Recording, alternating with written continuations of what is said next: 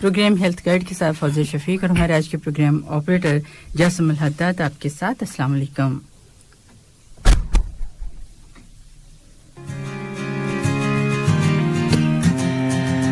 Programme health guide और ये उम्मीद करते हुए हम ये प्रोग्राम शुरू कर रहे हैं कि आप अपना ख्याल रख रहे होंगे और जिस तरह की अब थर्ड वेव जैसे कहीं जा रही है कोविड-19 के हवाले से, तो उसमें किस तरह से अपने आप को महफूज रखना है, कौन से मेजर्स जो है अपनाने हैं। हमारी कोशिश ये होती है कि हम आपके साथ शेयर करते रहें कि क्या क्या आपने करना है, जैसे कि हाथ जो है वो धोते रहना है और जो आपकी डिस्टेंस है, सोशल डिस्टेंसिंग वो बरकरार रखनी है।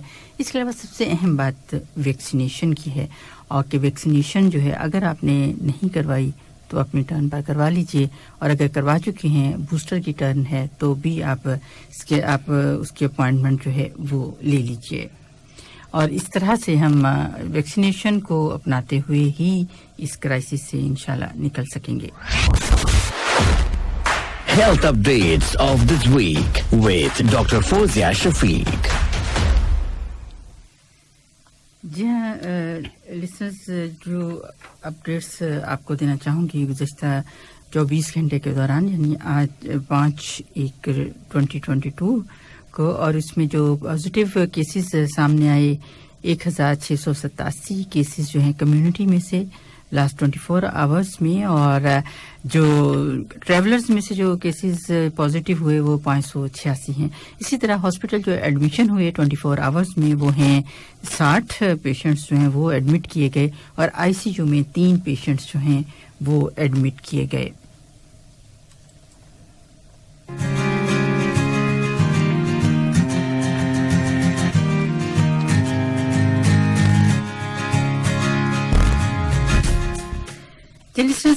इसमें जो वैक्सीनेशन, जैसे हमने कहा कि सबसे अहम टूल है, सबसे अहम हथियार है जिससे हम अपने आप को बचा सकेंगे इंशाल्लाह।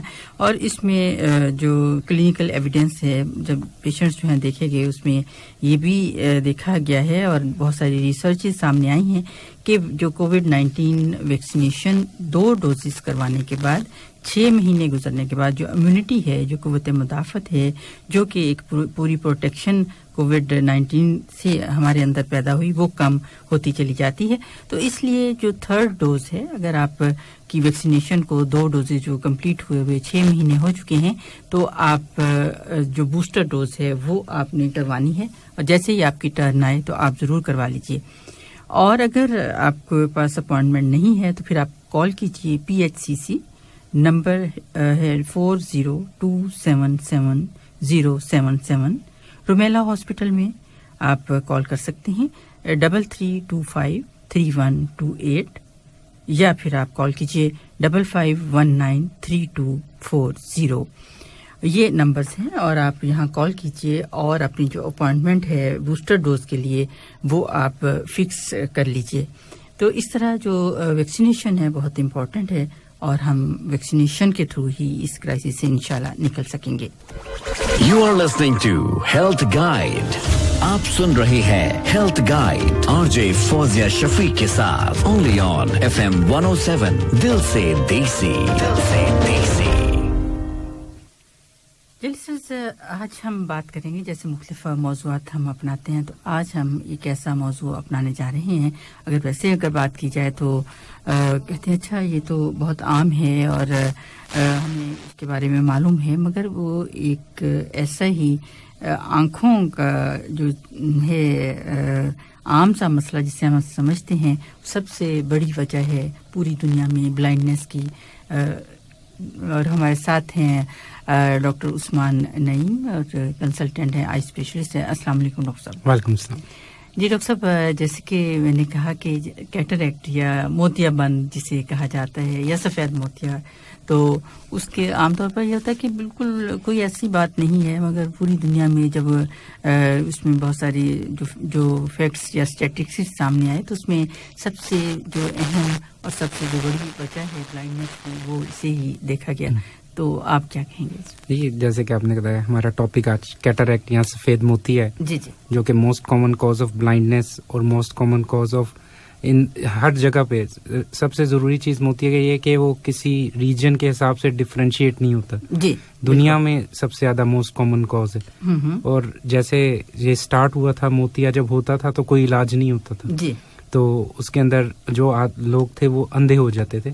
फिर आहिस्ता आहिस्ता आहिस्ता आहिस्ता उसके अंदर अब अल्हम्दुलिल्लाह इतनी कह लें कि मॉडर्नाइजेशन इतनी जिद्दत आ गई है कि अब हम लोगों ने उसका इलाज उसके लिए यानी अब नए नए लेंसेज आ गए हैं दूर के लिए नज़दीक के लिए।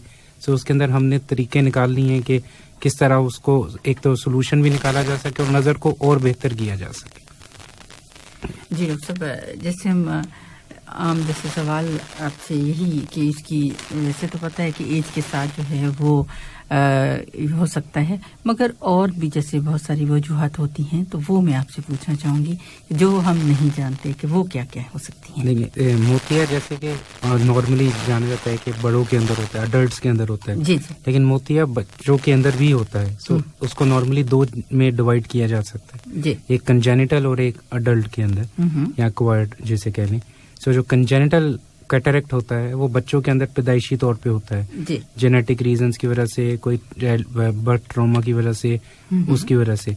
और वो यानी काफी ज्यादा खतरनाक हो सकता है क्योंकि सारी जिंदगी के लिए आपकी नजर जो है वो जा सकती है जी। वो कभी कभार कुछ सिंड्रोम्स के साथ भी होता है, कुछ ऐसे सिंड्रोम्स जो बच्चों के अंदर पैदाइशी तौर पे होते हैं उन सिंड्रोम्स का हिस्सा भी हो सकता है।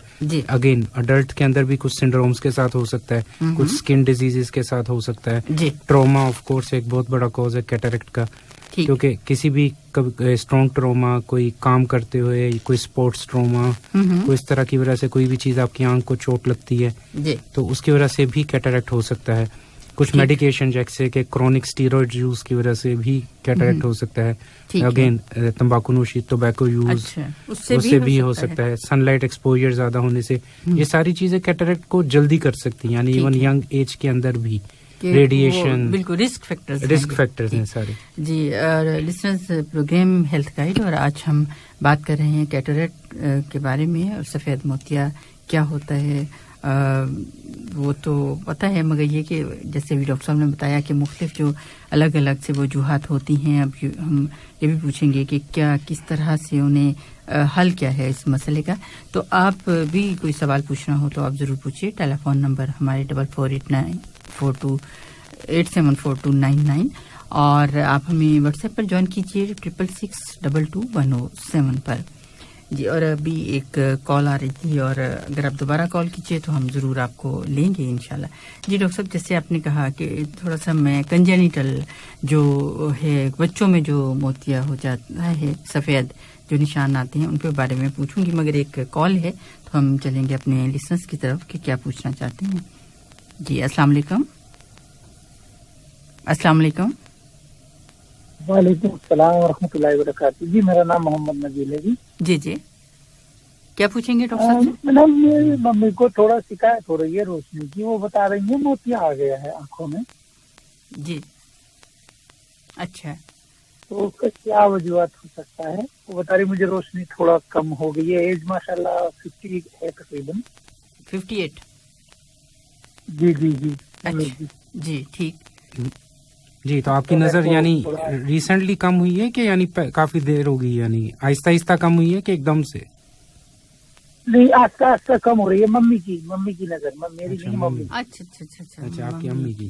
जी तो देखें, क्योंकि कैटरेक्ट जैसे मोतिया की बात हो रही है तो नॉर्मली एज के अंदर एक ऐसे जैसे एज बढ़ती रहती है 45 के प्लस या 40 प्लस के ऊपर आंख के अंदर लेंस के अंदर चेंजेस आते रहते हैं, तो मोतिया जो है बढ़ता रहता है। तो मोतिया का जब स्पेशली जब 60 प्लस हो गई है, 58 यानी 60 के करीब हो गई है, तो नॉर्मली उसका ऑपरेशन कराना पड़ता है और लेंस क्योंकि धुंधला हो जाता है तो उसको निकाल के नया लेंस डालना पड़ता है। तो अगर उनको यानी अपनी रोजमर्रा की जिंदगी के अंदर मुश्किलें हो रही हैं, यानी जैसे बाथरूम नहीं जा सकती, नॉर्मल काम नहीं कर सकती और दूर की नजर कम हो रही, तो बेहतर है उसका ऑपरेशन करा के लेंस चेंज कर लिया जाए। ठीक है, वैसे कोई हल नहीं है और डॉक्टर? नहीं जी, कैटरेक्ट जो है नॉर्मली एट द एंड आपको ऑपरेशन करा के वो चेंज करना ही पड़ता है लेंस, उसका और कोई हल नहीं। और डॉक्टर भी यही बोले, डॉक्टर को दिखाया तो मैं डॉक्टर भी यही बोले हैं उसको बेहतर है डालने पड़ेंगे। हाँ, क्योंकि आजकल ऑपरेशन काफी ज्यादा यानी कह लें कि छोटा हो गया हुआ है और उसका हल भी यही है और बेहतर है, क्योंकि आहिस्ता आहिस्ता नजर और कमजोर होती रहेगी। सो बेहतर है कि जितनी जल्दी करा के उसको बेहतर कर सकें, वो नजर, क्योंकि आपको पता है नजर के बगैर तो नहीं चल सकती रोज का काम, इसलिए बेहतर है उसका ऑपरेशन जल्दी करा लीजिए। ठीक है, चलिए आप अपना ख्याल रखिएगा और ज़रूर जैसे डॉक्टर कह रहे हैं तो ऑपरेट करवा लीजिए। और ये मेरा ख्याल है आउटडोर ही होता है, बहुत आसान है, आउट पेशेंट्स में ही होगा इंशाल्लाह, तो बिल्कुल ठीक हो जाएंगे। ठीक है, अपना ख्याल रखिए। ओके, अल्लाह हाफिज। लिसनर्स प्रोग्राम हेल्थ गाइड, और आप हमें जो व्हाट्सएप नंबर मैंने बताया है उस पर कॉल मत कीजिए, आप इन्हीं नंबर पर, जैसे कि अभी कॉल आई है, आप कर सकते हैं, वहाँ आप मैसेज कर सकते हैं, कोई सवाल पूछना हो तो आप ज़रूर पूछिए।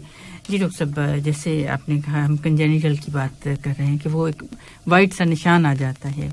जी, जैसा आपको पता है नॉर्मली जब पैदाइश होती है बच्चे की जी, तो सबसे पहले रिफ्लेक्स चेक किया जाता है जी, ठीक है, वो उसे रेड रिफ्लेक्स कहते हैं। नॉर्मली जो रेटिना है उसका जो रिफ्लेक्स होता है वो रेड होता है जी। सो बच्चे के अंदर सबसे पहले उसको चेक किया जाता है आंखें चेक करने के लिए। जब भी होता है बच्चा पैदा तो सबसे पहले नॉर्मल एग्जामिनेशन सारी चीजों की जाए, कान का, आंख का, जनरल एग्जामिनेशन। तो उसके अंदर जब आंख का एग्जामिनेशन किया जाता है जी, तो उसके अंदर सबसे पहले देखा जाता है कि उसका रिफ्लेक्स कैसे है। अच्छा। तो जब रिफ्लेक्स देखा जाता है, अगर वो रेड ना हो, उसके अंदर कोई व्हाइट है, तो उसके अंदर 2-3 कॉजेज होते हैं, जिसमें से एक कॉमन कॉज कैटरेक्ट है। अच्छा, उसके लिए उसके अंदर देखा जाता है कि उसके अगर रिफ्लेक्स नहीं सही तो उसकी क्या वजह है, या तो कैटरेक्ट की वजह से या कोई और वजह है। सो कैटरेक्ट या किसी भी वजह से बच्चे का अगर रिफ्लेक्स खराब है तो उसकी नजर जो है वो बनेगी नहीं सही तरह। अच्छा। तो जब बच्चे की नजर, क्योंकि बच्चा देख ही नहीं सकता और बता भी नहीं सकता, तो नजर डेवलप ही नहीं होती। जब नजर डेवलप नहीं होती तो वो नजर डेवलप होने के कुछ साल होते हैं, यानी 8 से 9 साल के अंदर डेवलप हो जाती है। तो अगर आप उसको उसी टाइम बर वक्त सही नहीं करेंगे और उसकी ट्रीटमेंट नहीं कराएंगे तो नजर वो डेवलप नहीं होगी, तो वो सारी जिंदगी के लिए बच्चा जो है वो आंखों की यानी बिनाई से माजूर हो जाएगा। डॉक्टर साहब, जैसे आपने कहा कि उसका इलाज अगर नहीं कराएंगे तो फिर क्या करते हैं? जैसे व्हाइट स्पॉट आ गया तो उसको उसी तरह से ऑपरेट किया जाता है या क्या उसका? बिल्कुल जी, देखें कैटरेक्ट अगर है तो उसका जल्द से जल्द ऑपरेट किया जाता है। अच्छा, उसके अंदर यानी ऑपरेशन का तरीका का तकरीबन वैसे ही है जैसे बड़ों का है, लेंस को निकाला जाता है, लेकिन लेंस कुछ तरीकों में जल्दी डाल दिया जाता है, कुछ में वेट करते हैं, यानी 1 साल 2 साल तक बच्चा जब बड़ा हो जाता है। अच्छा। क्योंकि बच्चे की नंबर किस लेंस का डालना है वो इम्पोर्टेंट होता है। ठीक है। तो क्या किया जाता है, हर डॉक्टर्स का अपना तरीका होता है, उसके अंदर कुछ जल्दी लेंस डाल देते हैं, कुछ वेट करते हैं नंबर डेवलप होने के लिए, तब तक उन्हें ग्लासेस देते हैं कि वो ग्लासेस पहन के या उस तरह अपनी जो है ना नजर उसकी डेवलप की जाए। अच्छा। लेकिन सब जो है कैटरेक्ट को रिमूव कर दिया जाता है, यानी जो मोतिया है वो आंख से निकाल दिया जाता है, क्योंकि जब तक वो नहीं निकलेगा तब तक आपकी नजर डेवलप नहीं होगी। क्योंकि आप इसको एक शीशे की तरह ले सकते हैं कि वो शीशा जो है वो आपका धुंधला हो गया है, जिसकी वजह से आपकी नजर जो है रेटिना तक नहीं जाएगी, यानी पर्दे तक नहीं जाएगी, जिसकी वजह से आपको ना कुछ नजर आएगा और ना कुछ आपकी नजर डेवलप होगी। तो इसलिए कैटरेक्ट को स्पेशली अगर आपको बायलेटरल यानी दोनों आंखों के अंदर है तो वो भी, और अगर एक आंख के अंदर है वो ज्यादा डेंजरस हो सकता है, क्योंकि एक आंख की नजर ज्यादा डेवलप हो जाएगी और दूसरी आंख की नजर डेवलप नहीं होगी, जिसकी वजह से एम्ब्लियोपिया एक चीज होती है। एम्ब्लियोपिया का मतलब ये होता है कि आपकी एक आंख की नजर ज्यादा मजबूत हो गई है और दूसरी आंख की नजर कमजोर रहेगी। तो इसलिए जरूरी है कि आप उसका बर वक्त इलाज किया जाए और उसको ये ना किया जाए कि डिले किया जाए। इसलिए जो कैटरेक्ट स्पेशली कंजेनिटल कैटरेक्ट है वो आपके जो है इनिशियल इलाज करा के आप उसको सारी जिंदगी के लिए नजर को बचा सकते हैं बच्चे की। ठीक ठीक। और इस तरह जी हमारे साथ नाम तो शायद नहीं लिखा, लिसनर है हमारे साथ और पूछ रहे हैं कि प्लीज़ बता दीजिए कि नंबर जो आप पूछ रहे हैं हमारा जो ये प्रोग्राम में अगर आपने कॉल करनी है तो 44874299 और मगर आपने लिखा है कि मेडिकल सेंटर का नंबर तो वो शायद वैक्सीनेशन के लिए है, तो प्लीज़ क्लियर कर दीजिए, तो मैं आपको वो भी दोबारा रिपीट कर दूंगी इंशाल्लाह। जी डॉक्टर साहब, ये आपने हमें बता दिया कि बच्चों में जैसे कंजेनिटल है और फिर ये कि किस एज में, अगर तो बिल्कुल बाई बर्थ है तो आप बाई बर्थ ही ऑपरेट कर देते हैं? बिल्कुल जी, ठीक है। और बाद में भी जैसे फॉर एग्जांपल किसी को ट्रॉमा हो गया, अच्छा, किसी को ट्रॉमा की वजह से कुछ हो गया या कोई सिंड्रोमिक या कोई इस तरह की चीज है उसकी वजह से हो गया, तो उसका भी इलाज जल्द अज जल्द किया जाता है। स्पेशली 8 साल से जो छोटा बच्चा है उसका जल्दी इलाज किया जाता है ताकि उसकी नजर डेवलप जो है उसके अंदर ना खराब ना हो, यानी क्योंकि आपकी नजर डेवलप नहीं होती है, उसकी उम्र होती है, उसके बाद आप उसको नहीं कर सकते क्योंकि जो आपके ब्रेन सेंटर है वो है उसको फिर परसीव नहीं करते, यानी उस तक वो नजर नहीं जाती। ठीक है। अगर आपने 8-9 साल तक उसका इलाज नहीं कराया तो सही। इसलिए अगर किसी और वजह से भी ट्रोमेटिक हो गया, किसी वजह से भी अगर आपको वो है कोई एक्सपोजर, कोई रेडिएशन एक्सपोजर, कोई इस तरह की चीज होगी, आज लेजर कोई इस तरह की चीज हो गया जी, तो उसकी वजह से कोई भी वजह हो, उसकी वजह से आपको उसका इलाज बर वक्त ही कराना पड़ता है। जितनी जल्दी बच्चों के अंदर रिमूव कराएंगे उतनी जल्दी उसकी नजर वापस आ जाएगी, चाहे एक आंख की हो चाहे दोनों आंख की। अच्छा डॉक्टर साहब, इसमें जैसे बचपन में या कंजेनिटल तो हुआ कि बाय बर्थ बच्चों को हो सकता है कैटरेक्ट, मगर क्या ये हेरिडिटी या मौरूसी या खानदान में होता है? कुछ में होता है, कुछ होता है जेनेटिकली, जैसे आपके जितने बच्चे हैं उन सारों को कैटरेक्ट हुआ, जो जेनेटिक प्रीडिस्पोजिशन है उसके अंदर, यानी जेनेटिक फैक्टर्स भी हैं उसके अंदर। अच्छा। ऐसे जिसकी वजह से कुछ फैमिलीज के अंदर रन करता है, जैसे आपको हुआ तो आगे किसी को हो सकता है, कुछ एक्सपोजर की वजह से, फिर वही बात के रेडिएशन कोई इस तरह की वजह से, इस तरह की चीजें, कोई न्यूट्रिशनल कोई चीज, होमोसिस्टीन्यूरिया टाइप चीजें इसके अंदर हो सकता है। तो ऐसी कोई ऐसी चीजें जो यानी न्यूट्रिशनल जो बीमारियां माँ को हो तो उसमें बच्चों को हो सकता है। रूबेला जैसे है, इस तरह की उसके अंदर बीमारियों के अंदर हो सकता है। यानी अगर आपको ड्यूरिंग प्रेगनेंसी कोई ऐसी बीमारी होगी जैसे रूबेला हो गया, इस तरह की चीज होगी, उसकी वजह से भी जो बच्चा है उसको कैटरेक्ट हो सकता है। तो ये काफी ज्यादा वजह हो सकती है कंजेनिटल कैटरेक्ट की उस टाइप। अच्छा, ठीक है जी। इसमें कंजेनिटल हो गया, फिर एज के साथ साथ जो है वो हो सकता है, जैसे चेंजेस आती हैं, जैसे कि कैल्शियम डिपोजिशन होगी, जैसे उम्र के साथ साथ हैं। तो क्या अगर हम जैसे रिस्क फैक्टर्स आपने बताए, तो उसमें किस एज से फिर हम देखते हैं कि पॉसिबिलिटी हो सकती है, जो रिस्क फैक्टर्स हैं वो कैटरेक्ट जो है वो जल्दी आ सकता है? देखिए, नॉर्मली कैटरेक्ट 40 इयर्स के बाद जाके ज्यादा होना शुरू होता है हम कहेंगे, लेकिन 50 के बाद का यानी सही इफेक्ट होता है। लेकिन अगर फिर जैसे स्मोकिंग की बात की, सनलाइट एक्सपोजर की बात की, कोई सिंड्रोम्स वगैरह हो गए जैसे बात की, आपके अगेन जेनेटिक जैसे आपने की फैमिली हिस्ट्री है, कोई उसकी डायबिटिक यानी कोई पेशेंट है, हाइपरटेंसिव कोई पेशेंट है, इनके अंदर कैटरेक्ट यानी इवन 40 ईयर से कम भी आ सकता है। अगेन ट्रोमा इस तरह की कोई चीज हो गई, आपको लग गया, कुछ हो गया, तो इन सारे केसेस के अंदर क्या होता है कि 40 ईयर्स से जल्दी ही आपको कैटरेक्ट डेवलप होना शुरू हो जाता है। ठीक है। कैटरेक्ट का रूल पहले होता था, आपको याद होगा, कहते थे पक जाए, मोतिया पूरा पक गया है, अभी कच्चा है, अभी नहीं हुआ। आजकल इस चीज को वेट नहीं करते, आजकल ये कहते हैं कि जब आपकी नजर ऑलरेडी अफेक्टेड होना शुरू हो गई है, और अगेन आपके काम पे डिपेंड करते हैं, आपके क्या रोजमर्रा की जिंदगी में आप किस तरह, कितनी नजर आपकी अफेक्टेड हो गई है। अगर आपको लगता है कि आपकी नजर काफी ज्यादा और आपका जो है लाइफस्टाइल मुतासर हो रहा है इसकी वजह से, तो आजकल ऑपरेशन जल्दी कर दिया जाता है, अब आपकी नजर जो है अफेक्ट हो गई उसकी। जी डॉक्टर साहब, ये बिल्कुल ये बहुत ज्यादा आम है, और अब कुछ कम है, मगर ये कि मोतिया कच्चा है और अगर वो ऑपरेशन उस दौरान करा लिया जाए तो खराब हो जाता है, कुछ नजर पे इफेक्ट होता है, तो ये क्या, ये इसमें कुछ सच्चाई है या किस तरह से होता गया था जी? पहले के टेक्निक डिफरेंट थी ऑपरेशन करने की, तो मोतिया जब पक्का नहीं होता था पूरा तो उसको निकालना मुश्किल होता है। लेकिन जैसे जैसे अब कहूँगा कि तकरीबन 90s के अंदर से मोतिया जो है वो नई टेक्निक आ गई, यानी पहले एक बहुत बड़ी इंसिजन करनी पड़ती थी, काफी ज्यादा बड़ा करके जख्म करके फिर निकालना पड़ता था पूरा का पूरा लेंस। ठीक है। अब उसके बाद क्या हो गया कि इंस्ट्रूमेंट्स इतने छोटे आ गए हैं कि आपको अब ना तो टांके लगाने की जरूरत पड़ती है, जैसे वो कहते हैं लेजर की तरह से कर रहे हैं ऑपरेशन, एक्चुअली अल्ट्रासोनिक वेव्स आ गई हैं, जो आप एक तरह का एक इंस्ट्रूमेंट अंदर लेके जाते हैं, जिसकी वजह से पूरा लेंस उसको पीसीस करके सक कर लेते हैं, जिसकी वजह से आपको ना तो बड़ा जख्म करना पड़ता है ना कुछ। इसकी वजह से वो लेंस पक्का ना भी हो तो आप उसको आराम से तोड़ के सक कर सकते हैं। पहले जैसे ऑपरेशन किए जाते थे, जैसे कि उसमें पूरा जो लेंस है वो बिल्कुल पी की तरह, एक मटर के दाने की तरह से वाइट सा होता था और वो निकल के तो बाहर इसीलिए वो जख्म एक बड़ा करके वो लेंस क्योंकि पका होता था, यानी कह लें कि यानी हार्ड होता था, तो इस वजह उसको निकालना आसान होता था। अगर वो सॉफ्ट होता था तो उसको निकालना मुश्किल होता था, इसलिए वो वेट करते थे कि अंटिल के वो हार्ड हो जाए तब निकाल सकें।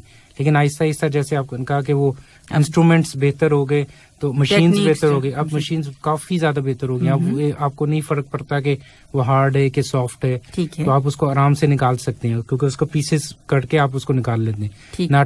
अब आप टांके लगते हैं, पहले यानी काफी ज्यादा क्योंकि इतना बड़ा जख्म होता था उतने ज्यादा टांके लगाने पड़ते थे, फिर आपको वेट करना पड़ता था उसको जख्म को भरने का, टांके खोलने का, नजर कितनी वापस आएगी, वो सारी चीजें काउंट करती थी तब।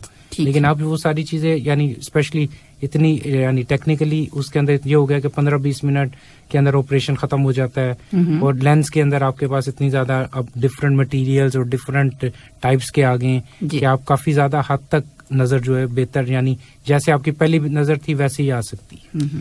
ठीक जी डॉक्टर साहब, जैसे कि अगर इसकी शुरू जैसे होता है बच्चों में तो ठीक है, वो सामने में नजर आ रहा होता है, मगर ये कि जो अलामतें ऐसी क्या हो सकती हैं कि हमें पता चले कि जो कैटरेक्ट है वो डेवलप होना शुरू हो गया है? नहीं, सबसे पहले चीज तो नजर ही है। आपकी नजर जो है उसके अंदर धुंधलापन आना शुरू हो जाएगा, ऐसे लगेगा आपको धुआं धुआं लग रहा है। कुछ लोगों को कभी कभार साइड से ज्यादा और कुछ लोगों को सेंटर में, डिपेंडिंग कि आपका कैटरेक्ट किस टाइप का है। कैटरेक्ट की भी डिफरेंट टाइप्स होती हैं और डिफरेंट जगह से स्टार्ट होता है। अगेन जैसे आपको कहा कि लोग जैसे मायोपिक हैं उसके अंदर डिफरेंट होगा, जो स्मोकर्स हैं उसमें डिफरेंट, शुगर की वजह से डिफरेंट डेवलप होता है, डिफरेंट रीजन्स के अंदर डिफरेंट डेवलप होता है। सो वो जिस भी टाइप का कैटरेक्ट हो, लेकिन उन सारों की अलामतें सबसे जरूरी जो है वो ये है कि आपको धुंधलापन नजर आना शुरू हो जाए। ठीक, आपको ऐसे लगेगा कि धुआं है, कभी साइड से या सेंटर से, इस तरह की चीज होगी। आपको लगेगा कि वो परमानेंट है, यानी ये नहीं है कि आप दिन में या रात में चेंज हो रहा है। दूसरी चीज ग्लेयर, कभी कभार होता क्या है कि रात को जैसे आपके जो गाड़ी की लाइट है दूसरी साइड से वो आपको ग्लेयर प्रोड्यूस करती है आंख के अंदर। ऐसे आपको लगता है कि एकदम से आंख के अंदर कोई लाइट जो है ना काफी ज्यादा हो गई है या कम हो गई है, आपसे वो नहीं हो रहा। छोटे लेटर्स नहीं पढ़े जा रहे, जैसे आपको गाड़ी के अंदर नजर नहीं आ रहा, स्पेशली रात को कोई चीज साफ नजर, बोर्ड नहीं नजर आते, कुछ लोगों को आगे गाड़ी का नंबर नजर नहीं आता। इस तरह की चीजें जो है ना वो काफी ज्यादा आपको अफेक्ट करना शुरू हो जाती। फिर अगेन जैसे मैंने आपको कहा, अगर कहीं अंधेरा है और जैसे दूसरी साइड से कोई गाड़ी आ रही है, वो लाइट जो है आपकी आंख में काफी ज्यादा जो है ना डिस्टर्ब करती है आपको। सो इस तरह की चीजें काफी ज्यादा आपको आ सकती हैं कि आपका कैटरेक्ट स्टार्टिंग हो गया। देन जैसे लोगों का जो काम है आजकल कंप्यूटर पे, इस तरह का आपके ग्लासेस का नंबर चेंज हो रहा है बार बार, ये काफी ज्यादा हो सकता है क्योंकि कैटरेक्ट की वजह से आपके ग्लासेस का नंबर भी चेंज हो जाता है। सो वो अगर चेंज हो रहा है तो ये वजह हो सकती है कि कैटरेक्ट आपका इंक्रीज हो रहा है। सो ये सारी चीजें अगर नजर की वजह से कैटरेक्ट जो है वो बढ़ रहा है। जी ठीक। डॉक्टर साहब, इसमें जब कुछ ऐसे भी पेशेंट्स जो हैं वो कंप्लेन करते हैं कि बिल्कुल कोई ब्लैक स्पॉट्स जो हैं वो आ रहे हैं, तो क्या वो भी कैटरेक्ट की निशानी होती है या कुछ और होता है उसमें? बिल्कुल जी, अगर ब्लैक स्पॉट एक जगह पे है वो कैटरेक्ट की वजह से होते हैं। अच्छा। एक ब्लैक स्पॉट होते हैं जैसे कोई कहते हैं मक्खी की तरह कोई कुछ हो रहा है, वो आपकी विट्रियस जेल के अंदर चेंजेस होते हैं, जैसे फ्लोटर्स कहा जाता है। अच्छा। वो भी एज की वजह से, शुगर की वजह से आपकी विट्रियस जेल के अंदर चेंजेस आते हैं। वो नॉर्मली मायोपिक पेशेंट्स या एज की वजह से आपके वो कैटरेक्ट की वजह से नहीं, वो कैटरेक्ट के पीछे एक जेल होती है जो पर्दे के अंदर होती है, उसके अंदर चेंज आते हैं, क्योंकि वो क्या होती है, वो लिक्विड से सॉलिड होना शुरू हो जाती है। कैटरेक्ट का जो चेंज है वो परमानेंट होता है, वो हिलता नहीं अपनी जगह से। यानी आपको एक साइड पे, यानी आपको अगर सेंटर में नजर है तो सेंटर में धुंधलापन नजर आएगा। ठीक, वो उसके अंदर चेंज नहीं होता। सही जी। You are listening to Health Guide. आप सुन रहे हैं health guide RJ Fauzia Shafiq के साथ, ओनली ऑन FM 107 दिल से देसी, दिल से देसी। लिसनर्स प्रोग्राम हेल्थ गाइड, और जिसके हमारे लिसनर्स हमारे साथ साथ हैं, मगर बहुत ज़्यादा मैसेजेस और उनकी तरफ से ये कि जो नंबर बताया है तो मैं बता दूं, तो मैं इसके दौरान ही आपको नंबर जो है वो दोबारा बता देती हूँ कि अगर आप थर्ड डोज के लिए, बूस्टर के लिए, और आप अपॉइंटमेंट लेना चाहें, अगर 6 मंथ्स हो चुके हैं तो ज़रूर लीजिए। और उसमें आप PHCC का जो नंबर है वो है 40277077। रुमेला हॉस्पिटल में 2 नंबर हैं, 3325 3128 5519 3240। इन नंबर पर आप कॉल कीजिए और अपनी जो अपॉइंटमेंट है वो आप फिक्स करवा लीजिए।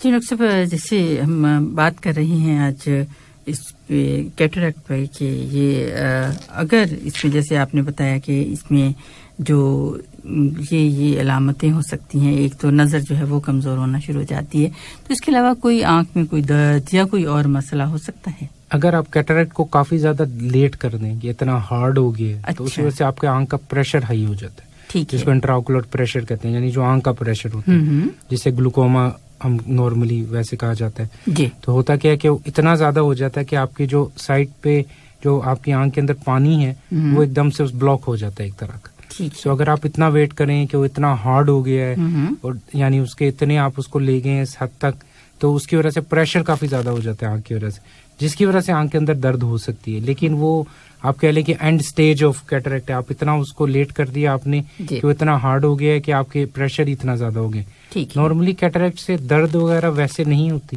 क्योंकि उसके अंदर कोई नर्व सप्लाई वैसे नहीं है, तो इस वजह से दर्द नहीं होती अंटिल के आंख का प्रेशर वगैरह ज्यादा हो जाए। ठीक जी। और मेरा ख्याल है कि अभी हमारे जो लिसनर्स हैं, बेग सिंह हमारे साथ हैं, उन्हें वो हैं, और कुछ लिसनर्स उन्होंने अपने नाम जो हैं वो नहीं लिखे, अगर दोबारा कहें रिपीट करें तो प्रोग्राम के एंड में इंशाल्लाह मैं दोबारा रिपीट करूंगी। एक मैसेज है तो हम डॉक्टर साहब सुनना चाहेंगे कि वो क्या पूछ रहे हैं। अस्सलाम वालेकुम भाई फजील, कैसे हो? सेहत तबीयत ठीक है? मैं मोहम्मद शाहिद इकबाल बोल रहा हूँ। तो हमको इधर आज 10 दिन हो गए क्वारंटाइन में, तो हम आपका ही शो सुनते हैं दिन में भी और रात में भी।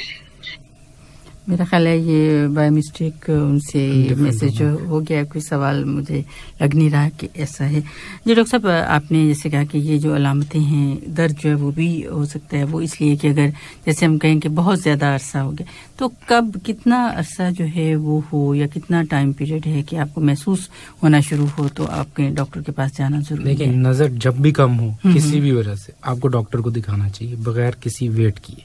अच्छा।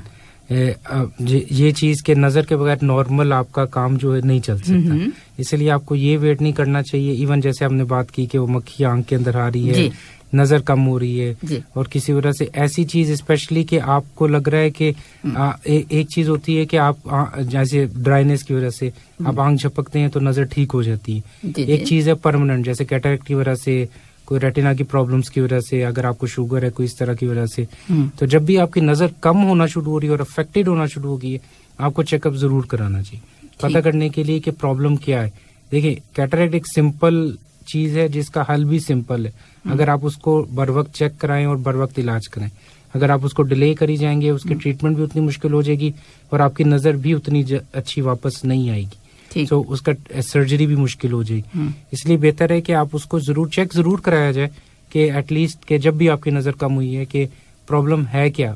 आप ये सोचते रहें कि फॉर एग्जांपल कैटरैक्ट है या कोई सिंपल सी चीज है, नहीं ठीक हो जाएगी या मैं चला जाऊंगा, हो सकता है वो कोई रेटिना की कोई चीज हो या कोई आपका आंख का प्रेशर हाई हो, ग्लूकोमा हो, किसी वजह से भी हो सकती है आपको, तो इसलिए उसको चेक जरूर कराना चाहिए जब भी आपकी नजर कम हुई। ठीक।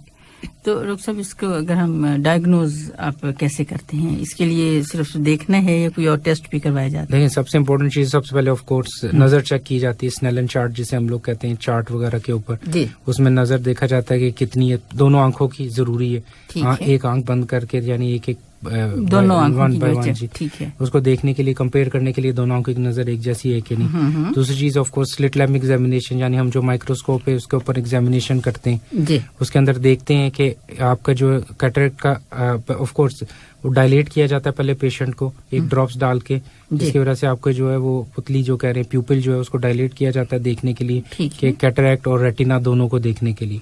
सो उसके अंदर कैटरैक्ट का ग्रेड देखा जाता है, कितने ग्रेड का कैटरैक्ट है, कितना हो गया, कैटरैक्ट है भी कि नहीं और कौन से लेवल का कैटरैक्ट है। अच्छा, उसके बाद सारा कुछ करने के बाद अगर आपको कैटरैक्ट वगैरह है और ये चीजें हैं तो पीछे स्कैन किया जाता है। एक तो पर्दे का स्कैन होता है और लेंस का स्कैन होता है। लेंस का स्पेसिफिक नंबर होता है, जैसे आपका ऐनक का नंबर होता है ऐसे लेंस का नंबर होता है। हर इंसान के लेंस का नंबर डिफरेंट होता है एक दूसरे से। सो लेंस का नंबर जो है सर्जरी के बाद डालना सेम नंबर, वो काफी ज्यादा जरूरी है। अगर आप उस सही नंबर नहीं डालेंगे तो आपकी नजर ठीक नहीं होगी। जैसे कि आपके ग्लासेस का नंबर ठीक ना हो तो इसी तरह वो लेंस का नंबर भी काफी इम्पोर्टेंट होता है। तो इसलिए वो एक IOL मास्टर नाम की मशीन होती है जिसके अंदर देखा जाता है कि लेंस जो क्या कहते हैं नंबर क्या है आपके जो आपने इम्प्लांट करना है लेंस, जो लेंस डाला जाता है उसको IOL कहते हैं, इंट्राओकुलर लेंस यानी। ठीक है कि उसके अंदर डाल, उसके अंदर डाल, ठीक है, आंख के अंदर कॉर्निया वगैरह की अगर कोई प्रॉब्लम है तो कॉर्निया वगैरह का स्कैन किया जाता है देखने के लिए कि कोई चीज ऐसी तो नहीं है कि कॉर्निया के अंदर हो, क्योंकि ये सारी चीजें लेंस के नंबर को अफेक्ट कर सकती। और सर्जरी आपने क्या अप्रोच करना है, नॉर्मली जो सर्जरी है काफी सिंपल होती है, लेकिन जैसे हमने बात की कि अगर हार्ड कैटरेक्ट हो गया है और बहुत ज्यादा हार्ड हो गया है फिर वही पुरानी टेक्निक से उसको निकाला जाता है, क्योंकि ये मशीन्स फिर उधर काम नहीं करती। ठीक है, तो ये डिपेंड करता है कि आपका कैटरेक्ट कैसा है, किस टाइप का है और कितना हार्ड है और कितना सॉफ्ट है। ठीक। सो नॉर्मली 99% जो है वो कैटरेक्ट जो है नई टेक्निक से निकाला जा सकता है, सिवाय अगर काफी ज्यादा लेट हो गए और कोई कॉम्प्लिकेशन जो है कोई कॉम्प्लिकेशन वगैरह होगी। लेकिन पर्दे का उसके अंदर होना चेकअप काफी जरूरी है, साथ ये देखना कि पर्दे की हालत कैसी है। अगेन अगर आपको शुगर है तो पर्दे के अंदर शुगर की वजह से कोई असर तो नहीं हुआ, ठीक है, अगेन उसमें कोई चेंजेस तो नहीं आ गई। कभी कभार आपको पर्दे और कैटरेक्ट का दोनों का इलाज एक साथ करना पड़ता है, क्योंकि आपको कैटरेक्ट भी और पर्दे का भी है, सो आपको दोनों ऑपरेशन एक साथ करने पड़ते हैं, यानी मोतिया भी निकालना पड़ता है और पर्दे के अंदर कोई है चीज तो उसको भी, यानी रेटिनल प्रॉब्लम जैसे हेमरेज हो गया, कोई डिटैचमेंट हो गई पीछे, वो दोनों एक साथ भी करने पड़ते हैं। ठीक, क्योंकि जब तक आप कैटरेक्ट को साफ नहीं करेंगे आप पर्दे को भी नहीं देख सकते।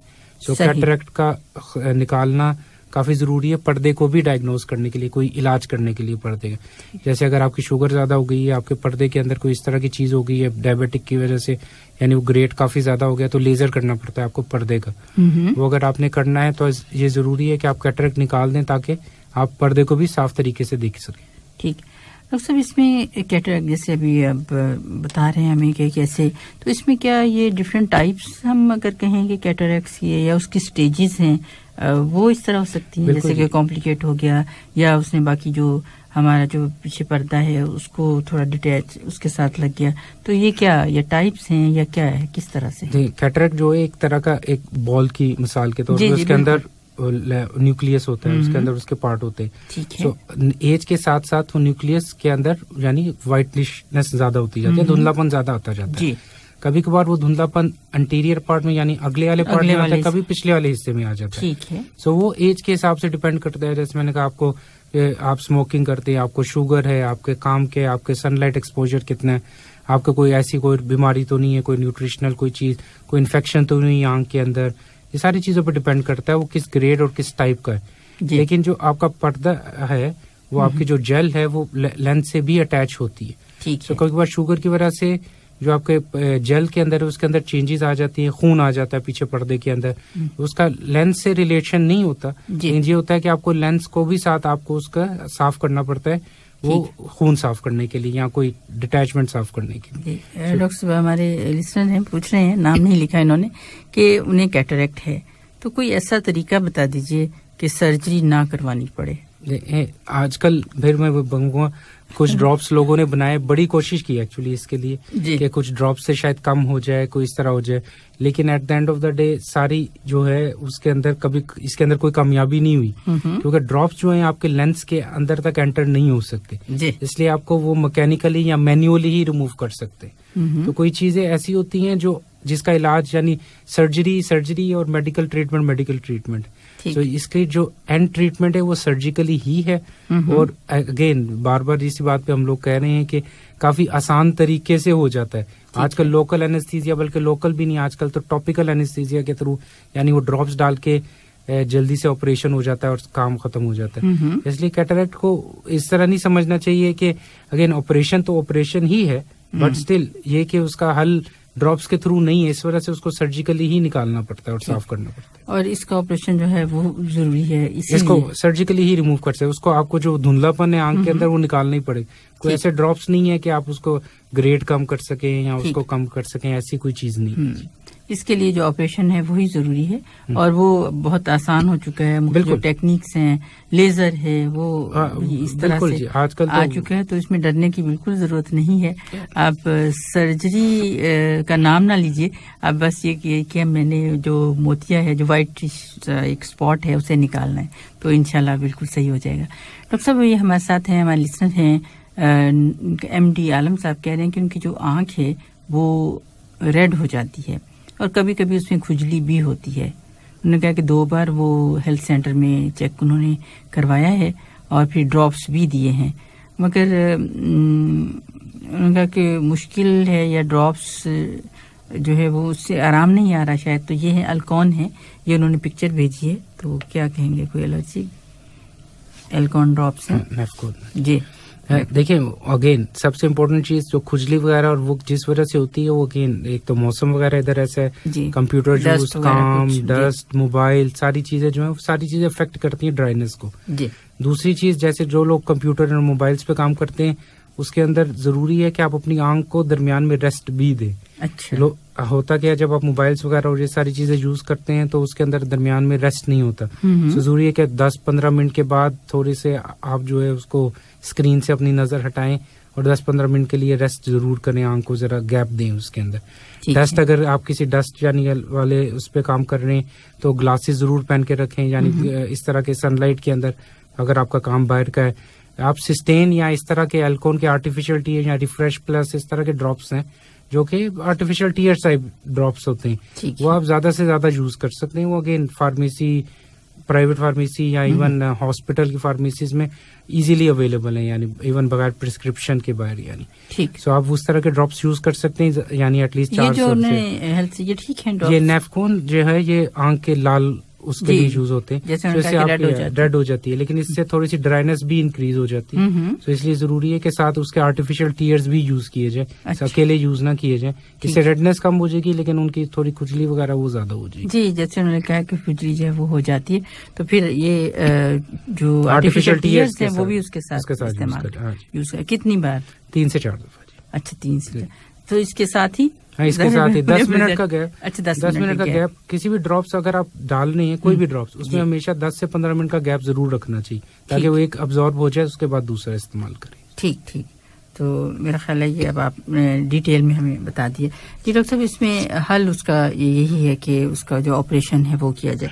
इसमें उसके फॉलो अप या कोई कॉम्प्लिकेशंस या इस तरह से हो सकती हैं, क्योंकि जाहिर है हर चीज की कोई ना कोई साइड इफेक्ट या कॉम्प्लिकेशंस पॉसिबिलिटी हो सकती है। बिल्कुल जी। तो वो क्या हो सकता है? देखिए सर्जरी, सबसे पहले तो सर्जरी है। अगेन हमने कहा कि आसान है, ये सब कुछ है, इतनी ज्यादा उसके अंदर मॉडर्नाइजेशन हो गई है, लेकिन कॉम्प्लिकेशन भी उसके साथ साथ है। ठीक है। सबसे इम्पोर्टेंट कॉम्प्लिकेशन किसी भी कैटरेक्ट सर्जरी की ये होती है कि उसका जो लेंस है, जो आपका जो न्यूक्लियस वाला पीस है वो पीछे गिर गया, यानी जो आपका पर्दे उस वाली साइड पे गिर गया, आप उसको निकाल नहीं सके।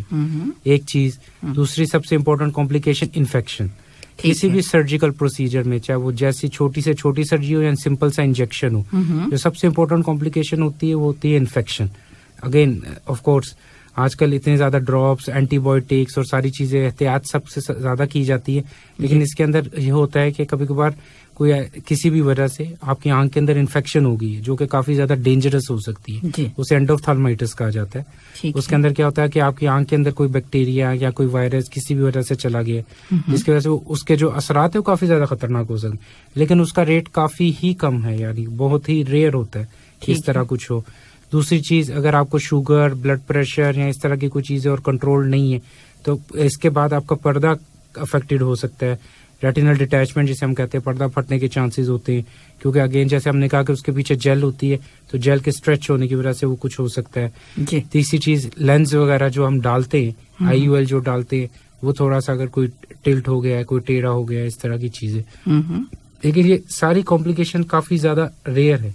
कैटरेक्ट सर्जरी की सबसे यानी कहूंगा कि खास बात यही है या अच्छी बात यही है कि इसके अंदर कॉम्प्लिकेशन काफी रेयर होती है, इतनी कॉमन कॉम्प्लिकेशन नहीं है। यानी आप कह लें कि 1 मिलियन के अंदर या 10,000 के अंदर कोई एक केस ऐसा होता होगा जो बहुत बड़ी कॉम्प्लिकेशन होती है, वरना नॉर्मली काफी सक्सेसफुल ऑपरेशन है।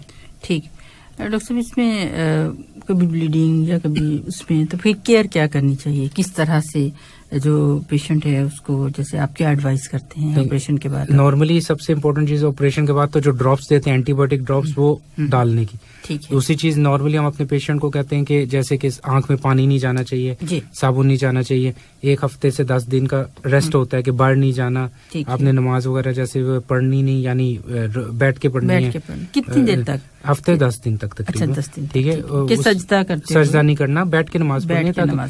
उसकी सबसे बड़ी वजह ये होती है कि आप आप जब सजदा कर रहे हैं कोई आंख में चली चीज ना चली जाए, हम नॉर्मली एक शील्ड देते हैं आंख के ऊपर लगाने के लिए, वो शील्ड 24 आवर्स पहनने के लिए कहते हैं, क्योंकि उससे होता है अगेन एहतियात ये है कि कोई बच्चा घर पे कोई चीज आंख में गलती से भी ना चले जाए, जैसे आप सो रहे हैं अपना ही हाथ लग गया, जी बिल्कुल। बेसिकली सबसे इम्पोर्टेंट चीज आपको अपने ही ट्रॉमा से या किसी गलती से भी कोई चीज आंख के ना चल जाए, उससे बचा रहे। बहुत नाजुक होती है और आपको पता है नए नए जख्म हुए हुए आंख के अंदर, सो जब तक वो भर नहीं जाते, हील नहीं हो जाते, तो उसको जैसे आप कह लें कि किसी भी ऑपरेशन के अंदर टांके लगाए गए या जख्म किया गया तो उसको भरने के लिए टाइम लगता है। सो ऐसे ही आंख के अंदर भी, क्योंकि वो इंसिजन इतनी स्मॉल होती हैं कि वो हफ्ते में ठीक हो जाती है, लेकिन जब तक वो फुली हील नहीं होती तो उसको अपनी जगह पे बैठने के लिए टाइम लगता है। तो ये इम्पोर्टेंट चीज है। नॉर्मली हम कहते हैं कि ड्रॉप्स खुद ना डालें, कोई घर वाला बंदा डाले, ताकि आप खुद जब भी ड्रॉप्स डालेंगे तो काफी मुश्किल होता है डालना, तो एक्सीडेंटली भी आप ये ना हो कि गलती से आपने आंख के अंदर टच कर दिया है, कॉर्निया के अंदर कोई जख्म हो गया है। तो ये छोटी छोटी चीजें मैटर करती हैं, स्पेशली इनिशियल स्टेज पे सर्जरी,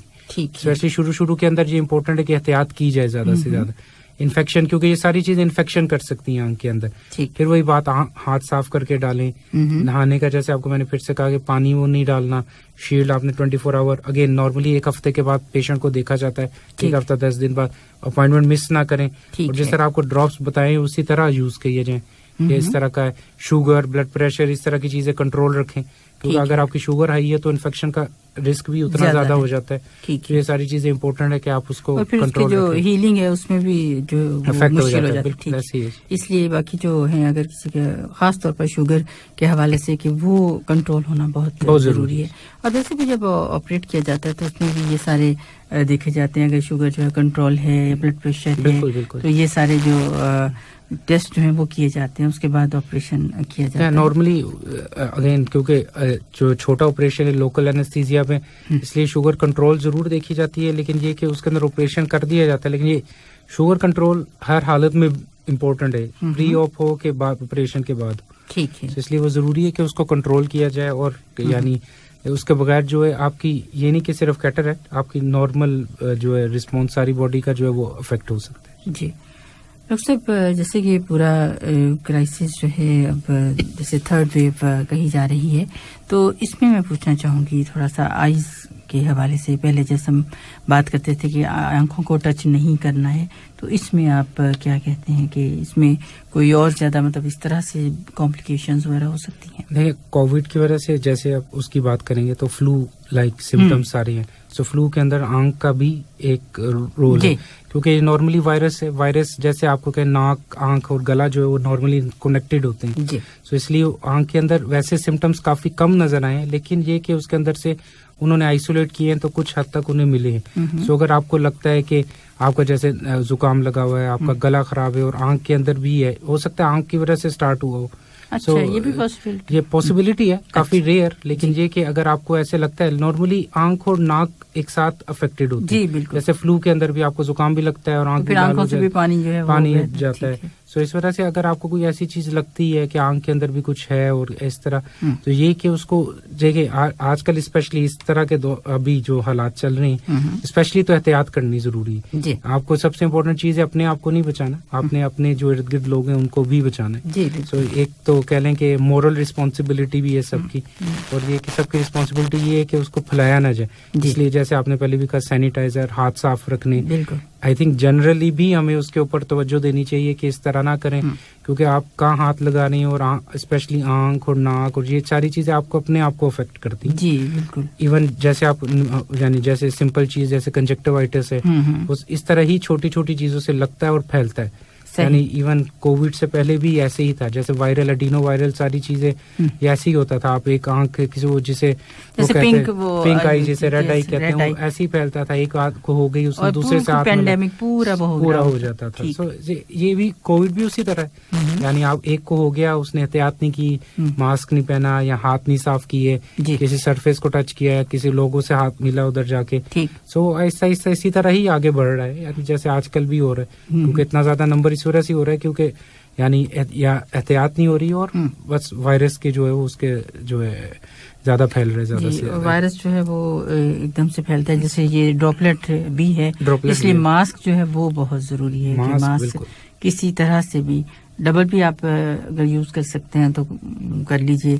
क्राउडेड प्लेसेस में तो बिल्कुल जाना, गैदरिंग अवॉइड करनी चाहिए, बिल्कुल वो क्लोज मतलब जो बंद जगह है उन्हें भी वहां जाना भी मुश्किल, अनटिल जरूरी नहीं है आपको ऐसी चीजें अवॉइड करनी चाहिए। इवन जैसे फॉर एग्जांपल आजकल कह रहे हैं कि इमरजेंसी आपको फजूल में नहीं जाना चाहिए, क्योंकि उसके अंदर ये है कि आपको पता नहीं है कि उधर किस किस्म के मरीज हैं। अगेन पहले ही बीमारी है यानी वाली ऐसी जगह, अगर आपको ऐसे लगता है कुछ चीज के लिए आप उसको यानी जैसे हेल्थ सेंटर जा सकते हैं या दूसरी जगह जा सकते हैं, आपको ऐसी चीजों को अवॉइड करना चाहिए जिस जगह पे आपको इसको फैला सकते हैं। और बिल्कुल डॉक्टर साहब जैसे कि HMC की तरफ से भी रिक्वेस्ट की जा रही है कि जब तक अर्जेंट आपको जो कंसल्टेशन है वो अगर लेनी है तो आप कॉल कीजिए 1600 पर, जो कि टाइमिंग्स हैं सुबह 8 बजे से दोपहर 3 बजे तक जी, संडे टू थर्सडे। तो उसमें आपने जो ऑप्शन सिलेक्ट करनी है 3 जो है उसे आप सिलेक्ट कर लीजिए और आपकी जो अर्जेंट कंसल्टेशन है वो आप वहां पर बात कर सकते हैं, बुक करवा सकते हैं। और इस तरह से कि ये भी कि जो आपकी जो स्पेशलिटीज हैं जैसे कि जनरल मेडिसिन में अगर आपकी अपॉइंटमेंट है या न्यूरोलॉजी में है, आर्थोपेडिक सर्जरी में है, यूरोलॉजी में है, डायमेटोलॉजी में, ऑब्स्टेट्रिक्स एंड गायनी में, पीड्स में, surgery, ENT, pain management, mental health. जब अगर मेंटल हेल्थ का कोई इशू है और आपकी कोई इमरजेंसी कंसल्टेशन आपको लेनी है तो तब आपने जो ऑप्शन है 4 ऑप्शन को सिलेक्ट करना है। बाकी के लिए आपने 3 जो ऑप्शन 3 है उसको सिलेक्ट करना है। और अगर कोई मेंटल हेल्थ का इशू है कंसल्टेशन का तो वो आपने ऑप्शन 4 जो है उसे सिलेक्ट कीजिए और फिर आप कॉल कीजिए। और अगर और कोई इन्फॉर्मेशन चाहिए, अपॉइंटमेंट्स या कोई और इन्फॉर्मेशन, तो प्लीज आप 1660 पर कॉल कीजिए। और मेरा ख्याल है कि अब अगर कोई और भी है जैसे कि कुछ भी आपने पूछना तो जरूर आप पूछ सकते हैं। और बार बार जैसे कि दोबारा वो नंबर रिपीट करने के लिए कहा जा रहा है तो मैं जरूर इंशाल्लाह दोबारा भी आपके लिए वो नंबर जो रिपीट करूंगी कि आप बूस्टर डोज के लिए अपनी जो अपॉइंटमेंट है उसे आप फिक्स करवा लीजिए। You are listening to Health Guide. आप सुन रहे हैं Health Guide RJ Fauzia Shafiq के साथ only on FM 107 दिल से देसी। जल्दी से प्रोग्राम हेल्थ गाइड और आज हम बात कर रहे हैं कैटरैक्ट यानी सफ़ेद मोतिया के बारे में। एक सवाल हमारे लिसनर उन्होंने पूछा कि आप सफ़ेद मोतिया की बात कर रहे हैं मगर क्या सफ़ेद मोतिया और काला मोतिया भी कहा जाता है, तो वो क्या है? अब थोड़ा सा ही इसमें आंसर कर सकेंगे क्योंकि ये पूरा एक बहुत बड़ा टॉपिक है और हम इंशाल्लाह इस पर जरूर बात करेंगे। मगर जी डॉक्टर साहब क्या होता है? सफेद मोतिया तो हमने बात कर ली कि कैटरैक्ट, क्योंकि सफेद उसे इसलिए कहा जाता था क्योंकि लेंस वाइट हो जाता है इस वजह से। काला मोतिया ग्लूकोमा को कहा जाता है एक्चुअली में। सो होता उसके अंदर क्या है, क्योंकि वो आई थिंक उसको डिफरेंशिएट करने के लिए, उसको अलग-अलग करने के लिए कि सफेद मोती है और वो काला मोती है। सो उसको नाम जैसे डेंजरस दिया गया कि काला मोती है, वो नॉर्मली काफी ज्यादा डेंजरस होता है। डेंजरस से मुराद ये कि उसके अंदर आपकी आंख का प्रेशर हाई हो जाता है, जैसे ग्लूकोमा हम लोग कह रहे हैं। तो आंख के प्रेशर हाई होने की वजह से आपका जो पीछे ऑप्टिक नर्व है, जो आपकी आंख की नर्व है जिसकी वजह से नजर आपकी ब्रेन तक जाती है, वो डैमेज हो जाती है। तो आपको जैसे पता है कि नर्व कोई भी अगर डैमेज हो जाए तो उसके बाद उसको रीजनरेट नहीं किया, दोबारा से नहीं सही किया जा सकता।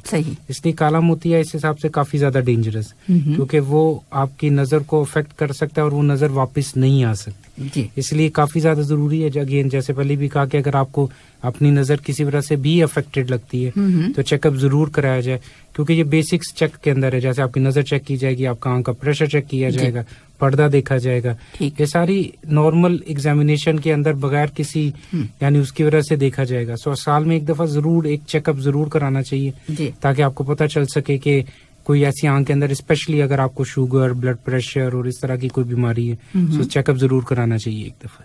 ठीक जी डॉक्टर साहब, बिल्कुल। इसमें फिर सारे टेस्ट जो हैं वो भी हमें करवाने हैं ताकि जो कॉम्प्लिकेशंस हैं उनसे भी बचा जा सके।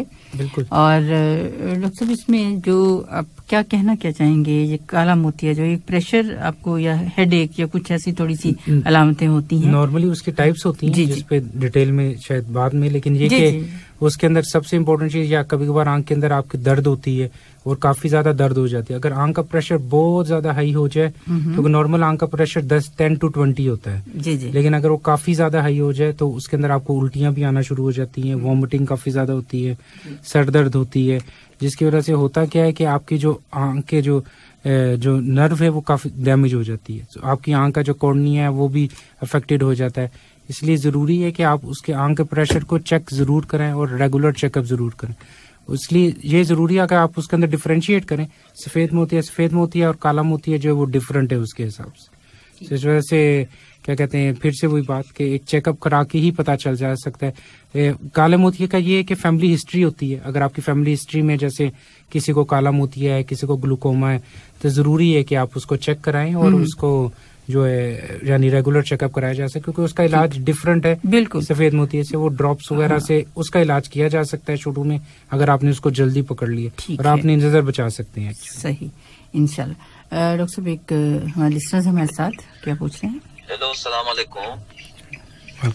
हेलो, क्या हाल है सिस्टर और डॉक्टर साहब? डॉक्टर साहब से मेरा नाम मोहम्मद है जी, और मैं शहानिया में हूँ। डॉक्टर साहब से मेरा एक क्वेश्चन है, प्लीज मेरा ये प्रोग्राम में शामिल करो।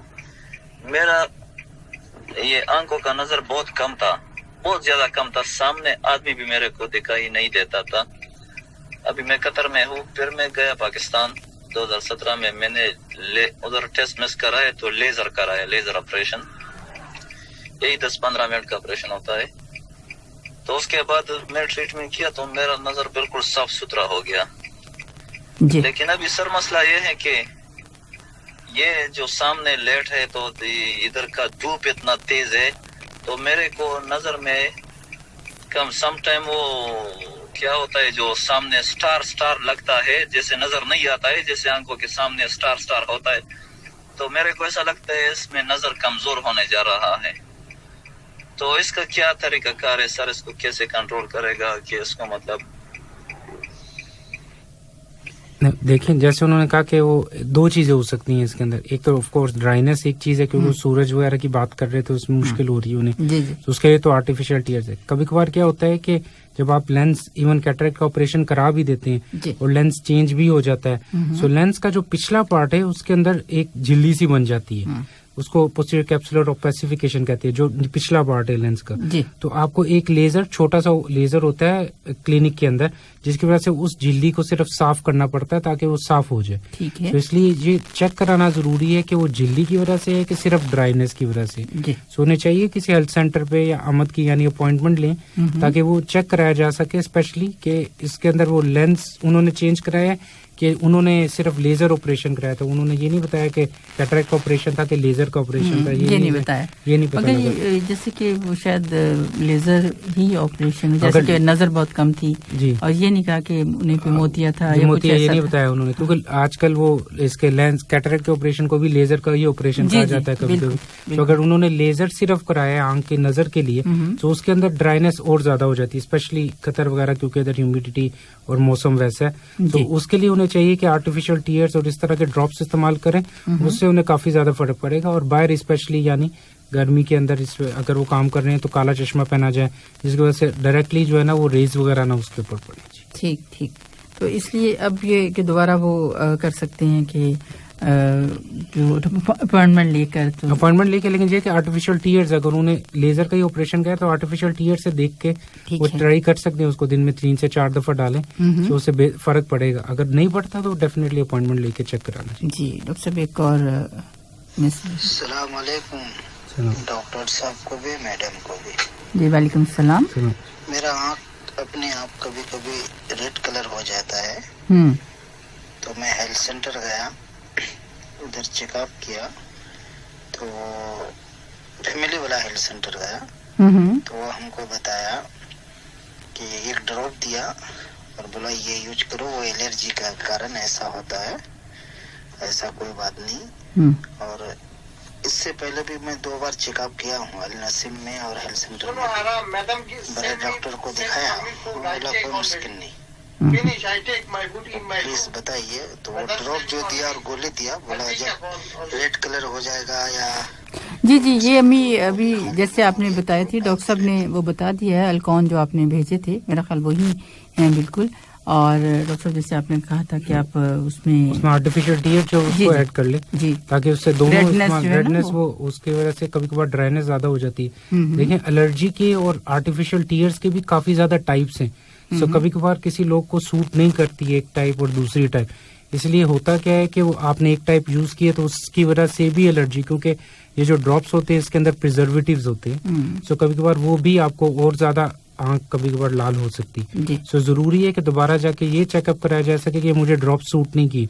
जब भी आप डॉक्टर्स के पास वापस जाते हैं तो वो ड्रॉप जरूर लेके जाएं जो आप पहले इस्तेमाल कर रहे थे, ताकि पता चल सके कि वो आपको इफेक्ट हुआ है, बेहतर हुआ है कि नहीं। डॉक्टर साहब एक और सवाल है, टाइम कम है मगर पूछना चाहूंगी, ये है नाम नहीं लिखा मगर पूछ रहे हैं कि रात वो सोए थे और सुबह जब उठे तो आंख में बिल्कुल खून चटका हुआ था, ऐसा क्यों होता है? देखिए नॉर्मली सब कंजक्टाइवल हेमरेज जिसे कहते हैं, वो उसके अंदर होता क्या है कि कभी कभार अपना हाथ लग गया या किसी वजह से प्रेशर हाई हो गया, यानी आपको कोई इस तरह की चीज हो गई, तो उसकी वजह से वो आंख की जो छोटी शरियानें होती हैं वो एकदम से फट जाती हैं। वो नॉर्मली अगर आपको रेड स्पॉट आंख के अंदर नजर आ रहा है वो इतना ज्यादा डेंजरस नहीं होता। अगेन वो कुछ दिनों के अंदर ठीक हो जाएगा। अगर आपको 5 दिन और हफ्ते के अंदर वो ठीक नहीं होता फिर आपको डॉक्टर को दिखाना चाहिए, बट 99% अगेन इंशाल्लाह वो बेहतर हो जाता है। वो किसी वजह से जो है ना आंख के ऊपर, जैसे कोई बंदे उसके ऊपर जोर लगा के सोए किसी वजह से हुआ तो उस वजह से वो हो सकता है। You are listening to Health Guide. आप सुन रहे हैं health guide RJ Fauzia Shafiq के साथ ओनली ऑन FM 107 दिल से देसी। लिसनर्स, आप ये प्रोग्राम रिपीट में सुनना चाहें तो आप सुन सकते हैं सैटरडे यानी हफ्ते के रोज सुबह 10 बजे और इतवार को रात 11 बजे ये प्रोग्राम दोबारा पेश किया जाता है।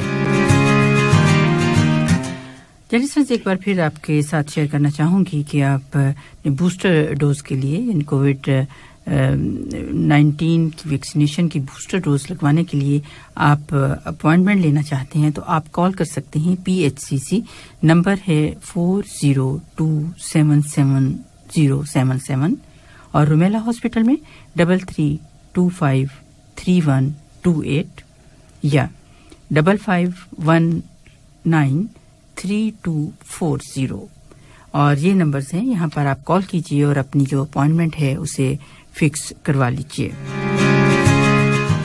और लिसनर्स, कल से लुसेल में जो टेस्ट है वो हो रहा है और जी PCR टेस्ट जो है वो जी तो आप ड्राइव थ्रू में तो आप अगर कोई सिम्टम्स हैं या अगर आप करवाना चाहें तो वहाँ कीजिए, क्योंकि बहुत ज़्यादा रश है, इसलिए उसको अवॉइड करने के लिए ये इतनी बड़ी फैसिलिटी जो है उसे ओपन किया गया है। और सामने मोहतरम, इसके साथ ही प्रोग्राम हेल्थ गाइड से डॉक्टर उस्मान नईम, फौजिया शफीक और हमारे आज के प्रोग्राम ऑपरेटर जासम अल्लाह को इजाज़त दीजिए। अपना बहुत सा ख्याल रखिएगा और तमाम मय्यज़ अपनाते रहिए ताकि हम इस क्राइसिस से इंशाअल्लाह ताला बिल्कुल सेफली निकल सकें। अल्लाह हाफिज़।